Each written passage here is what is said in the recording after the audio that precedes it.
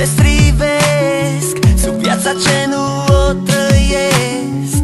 Dați-mi un bilet doar dus, era tot ce aveam de spus. Viața avea doar două